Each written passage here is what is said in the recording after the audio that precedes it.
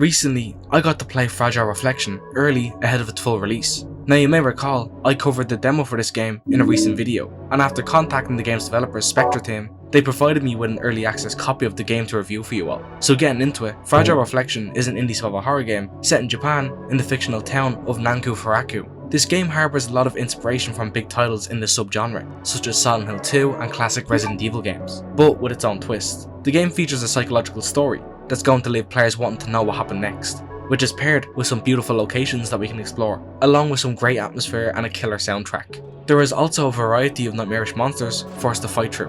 While the game may be a little rough around the edges in some areas, this very much feels like a survival horror game made by fans for fans. Now, with that being said, let's get into my review of Fragile Reflection. The story sets us in Japan in 1996. We play as Karia Ito, a young woman who receives a disturbing phone call from a hospital in her hometown, which urges Kario to come visit her sick father because something has went wrong. And that sets us off with Kario arriving on the outskirts of the town. The story initially is very simple. It's surface level, find your sick father. However, there is many more layers to this game's story. Along Kario's journey, we'll find a small boy named Haruki. Now Haruki is a very unassuming little boy, but he is deeply tied to this game's overall story. While Kario is searching for her father, Haruki is searching for his friend Yuri, whom is missing, which brings these two characters together as they have a shared goal of finding their loved ones. As Kario and Haruki search for their loved ones, we also encounter many notes scattered around the town.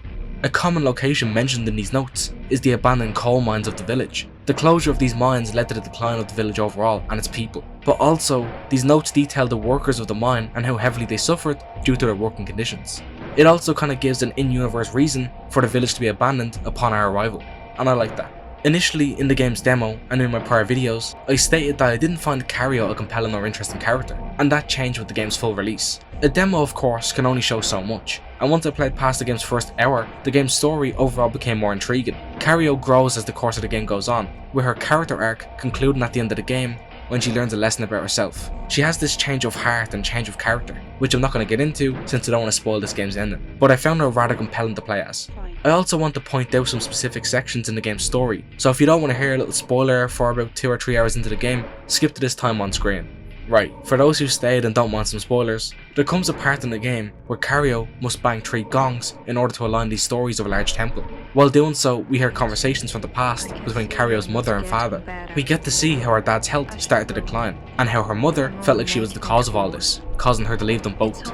After ascending the temple, we witness another conversation between Kario's mother and father, this time revealing her mother would occasionally appear back in their lives and leave again, despite her dad's wishes for her to stay. Her mother still had this mindset that she was poisoned and she was the reason her husband was sick, so she wouldn't stay long. When Kario finally enters the room she heard the conversation from, there is no one there, leaving the player even more stuck wondering why her mother left. I highlighted this section in particular because overall it's not too spoilery and it's pretty great. The puzzle is clever, the environment around you is really stunning, and the story segment that takes place here caught my attention right away. So of course the main goal for both Haruki and Kario is to find their missing loved ones, but as we go towards that goal, we learn more and more about each of their individual stories. How did Haruki and Yuri become friends, and why exactly did Kario's mother leave her at such a young age? These 2 side stories help the main story progress as you make it through the game, and I found them really interesting. Now I'm not going to mention specifics, but 2 moments stick out to me from this game that feel straight out of Silent Hill 2, which was a big inspiration for this game. After a boss fight late in the game, we can endlessly walk around this dreamlike area, in which we hear Kario's last conversation with her father before she left her hometown. In this conversation, Kario is hurt, angry and resentful. She lashes out at her sick father, whom has had a grip on her ever since he got sick, while Kario just wants to go out and live her own life. This is very reminiscent of that of the hallway conversation at the end of Silent Hill 2. And another moment I find very similar to Silent Hill 2 is when Kario finally finds her father. She has a conversation with him while he lays sick in his bed. This final conversation between the pair is heartwarming, and Kario is completely different to how she last appeared. She's apologetic, empathetic, and clearly feels the weight of how the pair's last meeting went, which reminds me of how James talks to Mary in the leave ending of Silent Hill 2. Moving on from specific moments and inspiration, and overall I really enjoyed the story of Fragile Reflection. In my opinion, it's a big reason to play the game, and to round off this story section, if you're not already sold, the game tackles these specific themes. Themes of attachment, acceptance of death, denial of fate, and unhealthy guardianship.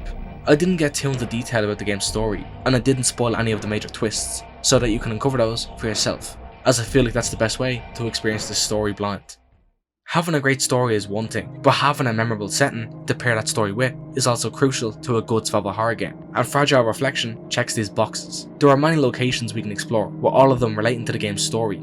Of course, we start in the Japanese town of Nanku-Furaku, a rural mountain town that underwent urbanization, and you can definitely feel that as we explore it. The town has a wide variety of traditional Japanese houses, along with some stunning shrine areas. On top of this, there is the thick fog that covers some areas, and the music, which I mentioned in my demo review, is excellent. Many of the tracks from the full game are eerie, melancholic, and emotional. It gives off the same vibes as Akira Yamaoka's original work on the Silent Hill franchise. Our next main location we get to explore after the town is an apartment complex, which is placed next to a hospital, so we have some survival horror mainstays checked off there. Both are fun to explore and felt familiar for a survival horror game. With the game's conclusion taking place in those abandoned mines we have been reading about the whole game, it felt like a full circle moment for the game. Starting in the village, ending in the mines, a juxtaposition many locals in the village faced.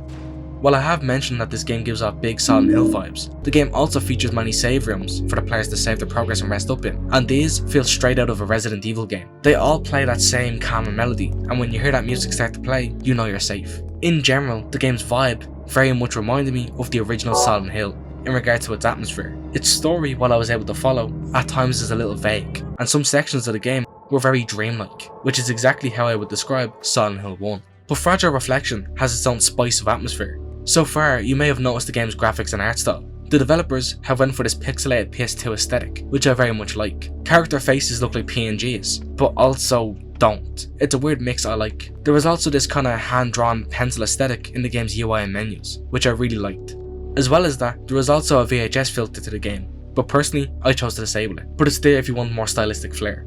Something you may have also noticed during this video is occasionally you will see Cario throw her hands out to her side, and everything becomes shades of white, grey and black, with certain elements becoming a bright red.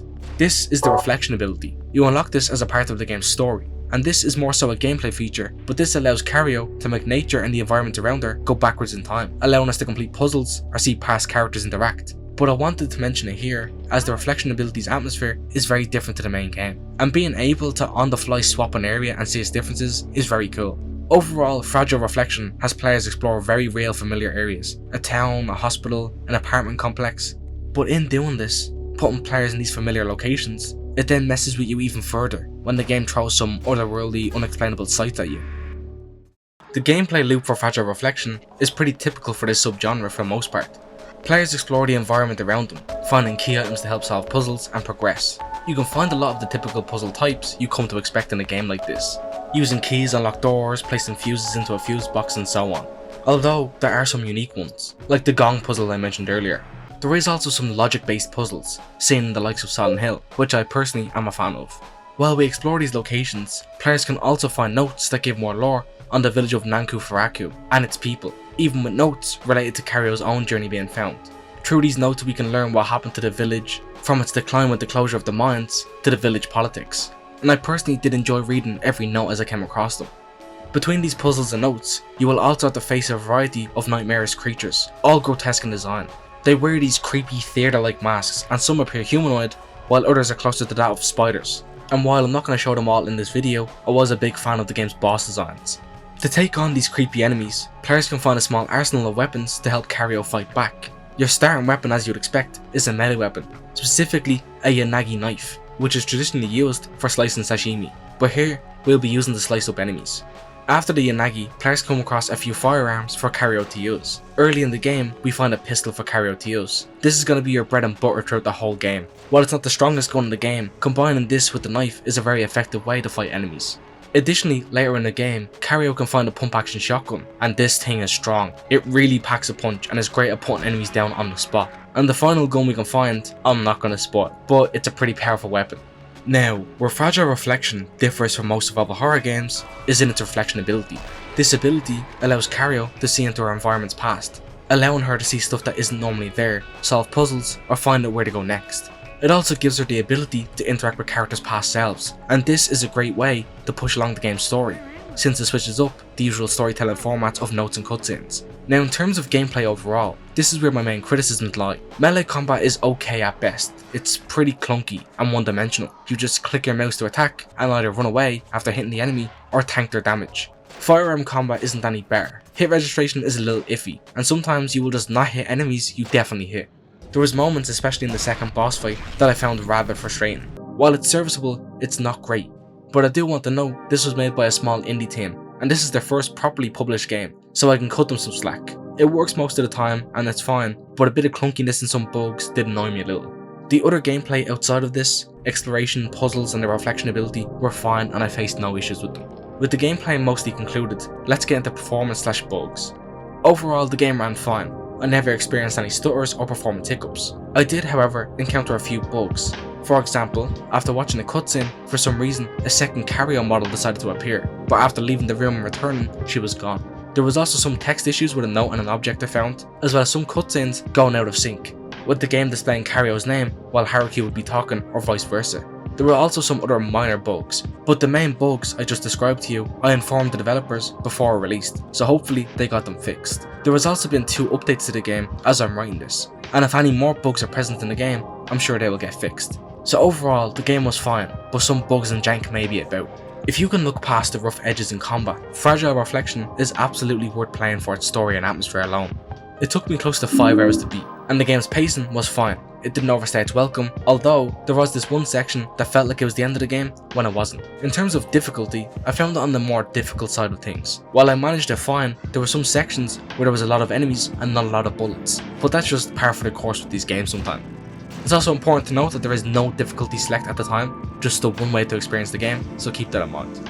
For my closing thoughts on this game, I really enjoyed it. I had a great time playing through Karia Ito's journey, and there was many story moments that caught me off guard, shocked me and intrigued me. I really liked the story this game had to tell. I again want to give a big thank you to the game's developer Spectra Team, who provided me with an early copy of the game, as well as assisted me when I got lost at certain points, since no guides exist for the game at all because, well, I was playing it before release.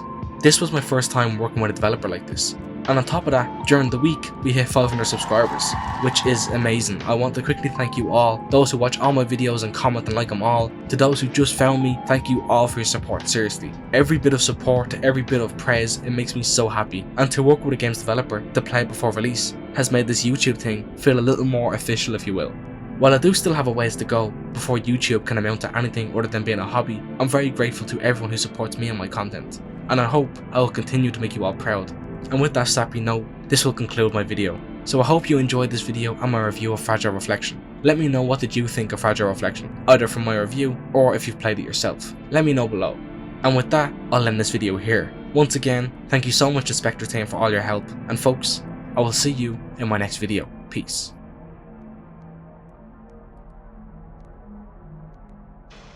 What's that noise? And that smell?